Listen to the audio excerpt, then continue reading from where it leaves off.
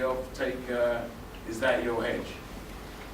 The hedge, we would collateralize some of our equity, and the shareholders' agreement there would be some kind of an agreement between Cannabis and the investors that says the rest of our stakeholding in the project would be collateral, so that we could bring in local miners, so low operating costs per month, and on a long enough time scale, eventually recoup the money, notwithstanding political risk and other considerations.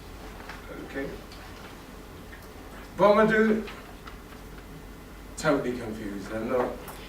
Wasn't convinced at all in any way whatsoever.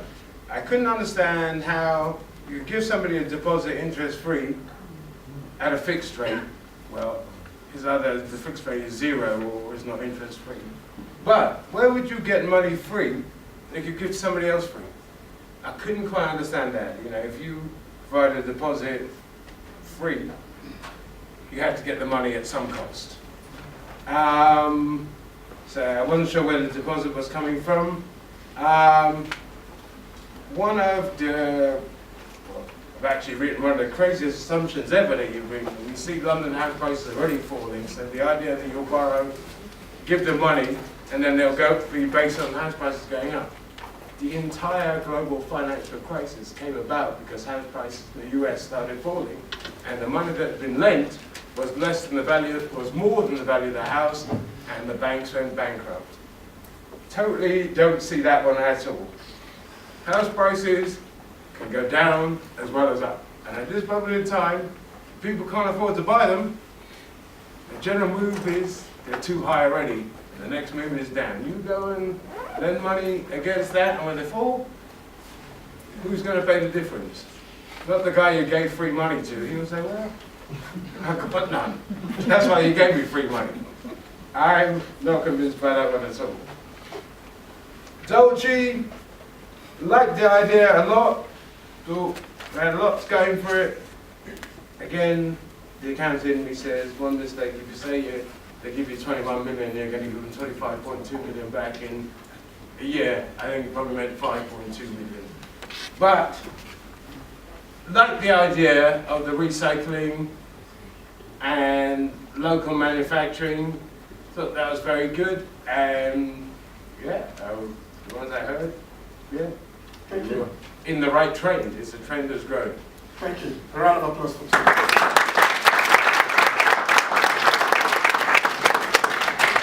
So I stood there, I'm thinking, I hope if I was the one, you would not knock me down. You must make sure you don't knock me down. And so this is the way we're going to do it.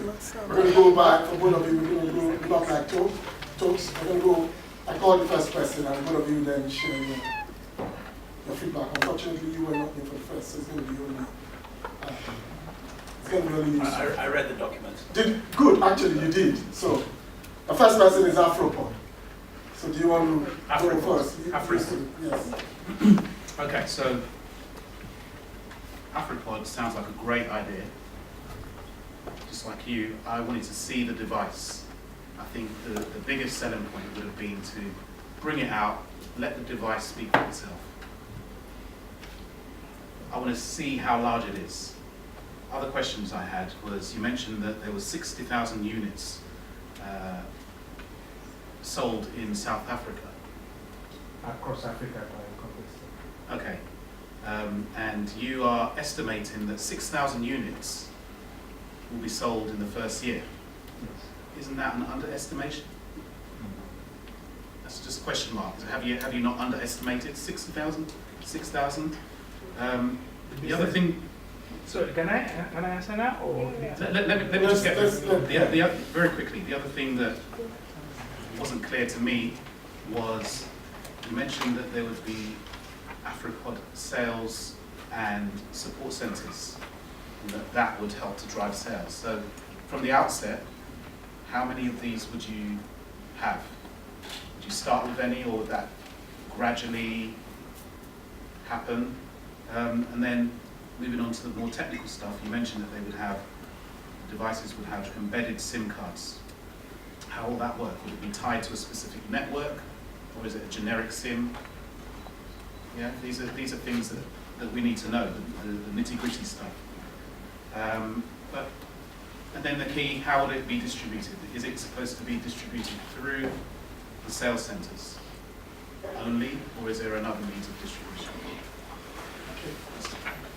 Do you want to quickly contribute? Yes, what Afriport is trying to do is not new. I worked with a startup company, in fact I was non-executive director on a startup company called Bbox, and you can Google them.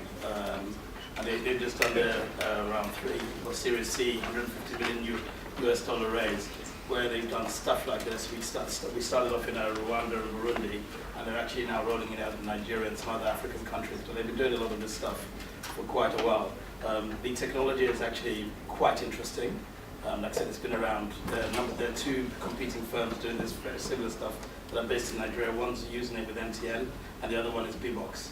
Bbox is funded solely from here, and we've been through a whole bunch of different things. So, in terms of all the comparatives for what you're looking at doing here, quite frankly, I could give it to you on my iPad right now because I've actually been part of that. It's not I don't see it as a brand new, fresh idea. I also think you should check it from a copywriting perspective, and also in terms of reinventing the wheel. I think a lot of what you're looking at doing has already been done. I'd be happy to be proven wrong, but it's I don't, you know, Reddit brought out the notes from the guys which I looked at when they first started in 2008 it was they started on this. Extremely similar, so I think you need to look at it from that perspective. Thank you. Any quick comment? I'm not going to allow you to answer all the questions, but in case, just for our audience, so that they can still invest in you if they think it's fine. Yes, the business model of the product you're talking about is South Africa, which is Lumos. No, that's another one. Bbox is actually based here in London and is centered in, they've now branched out into different things. They started off doing portable lamps and portable TVs and all sorts of different things, and now they're doing stuff where you look at it via phone and they're going into microfinance and all of that. But they're not the only one. What I'm saying is it's not new technology.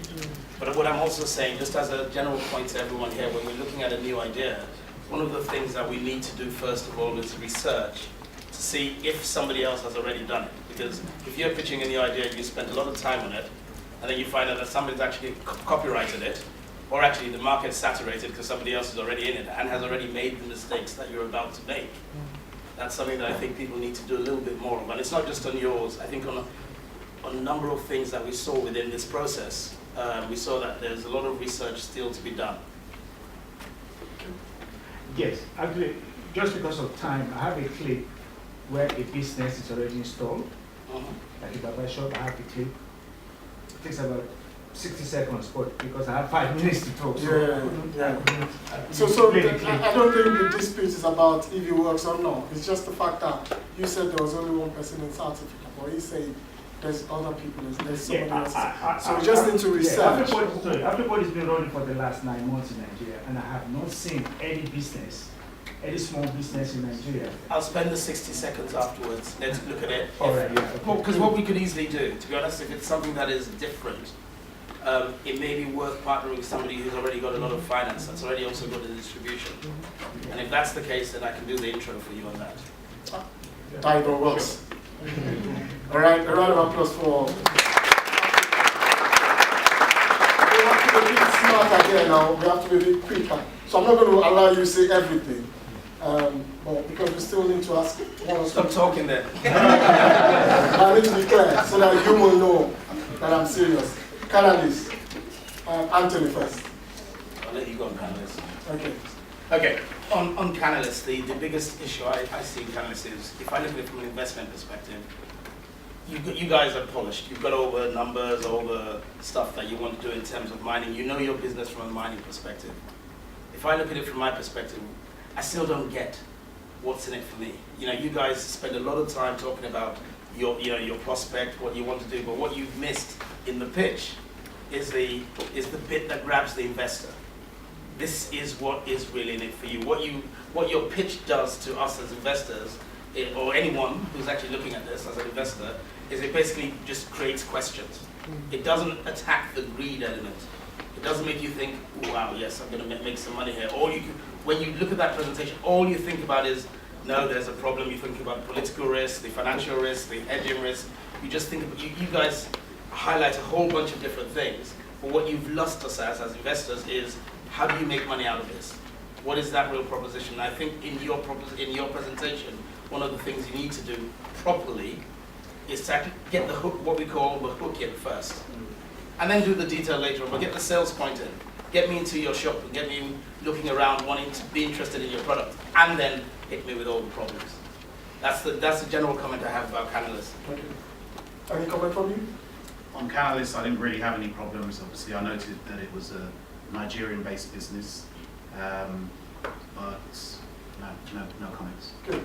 I guess, so before you go, on things like mining, for example, whenever you're looking at mining, you're never really looking at the UK for mining. Most of the mining companies are based in the UK, mining somewhere else. That's where the resources come from. So you shouldn't look at Canalys as a Nigerian-based company, as let's say you would look at Dulce or something like that. Right? Yeah. It's mining in. My comment was joke, Yes. but anywhere people can invest, Yeah. that's fine. Okay, a round of applause again for Again? To the point that you made about getting the hook. So, first of all, I appreciate the comment that you made about getting the hook and grabbing the attention of the investor. I think it's very important, and we'll definitely take it on board. First of all, what I would say is that this presentation that we gave and synopsis that we actually showed you was quite brief. That's the whole point of it, was 6 minutes, so we couldn't really give much about it. But what we've done is we prepared investor proposal, financial analysis, we conducted all of that. So really this was just to give you a picture, but if you're interested in learning more, learning about what we can give you, you can approach us afterwards. And we can give you all of our documents because we conducted over 150 pages of research. But you're making the mistake that most people who are embedded in their own product are making. You know it, and you're vested and you're interested, you've done so much work on it. The reason why this is shortened to 6